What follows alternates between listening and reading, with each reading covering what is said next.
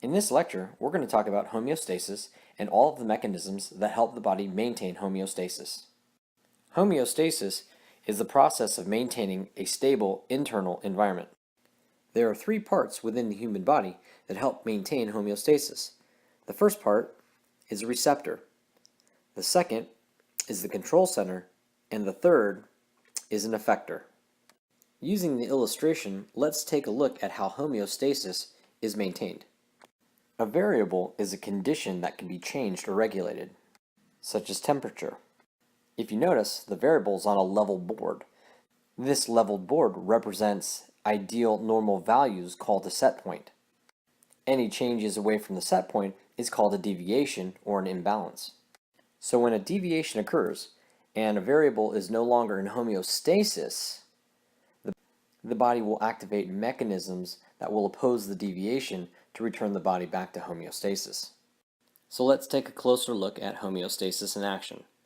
First, a stimulus produces change in the variable, causing an imbalance. Second, a receptor detects the change. Third, the receptor sends information to the control center. Fourth, the control center sends signals to activate an effector. And finally, the response by the effector counters the imbalance produced by the initial stimulus to return the variable back to homeostasis.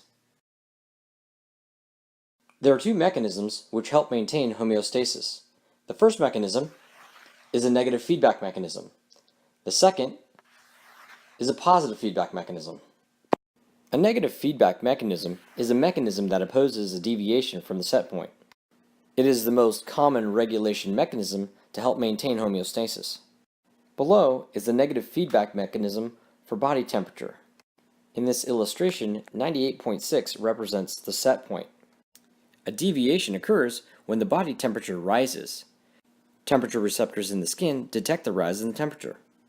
These temperature receptors then send the information to the hypothalamus in the brain. Next, the brain sends signals to activate sweat glands, which causes them to produce sweat, which cools the body and lowers the body's temperature. Sweating opposes the initial rise in body temperature. Let's take a look what happens when the body gets cold.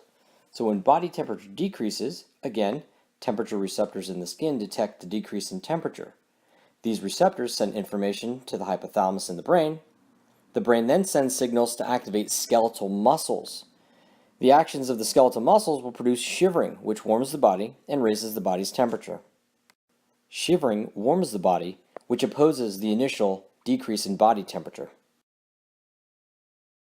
And the last feedback mechanism that helps maintain homeostasis is positive feedback. Positive feedback mechanism is a mechanism that responds to the deviation by making the deviation greater. Positive feedback mechanisms are rare regulatory mechanisms. Childbirth is an example of a positive feedback mechanism. During childbirth, the head of the baby pushes against the cervix. Nerve impulses from the cervix are transmitted to the brain. Then the brain stimulates the pituitary gland to secrete the hormone oxytocin. Oxytocin is carried by the bloodstream to the uterus. Oxytocin stimulates the uterus to contract, which pushes the baby towards the cervix. In essence, the baby's head pushing against the cervix results in the uterus contracting even harder.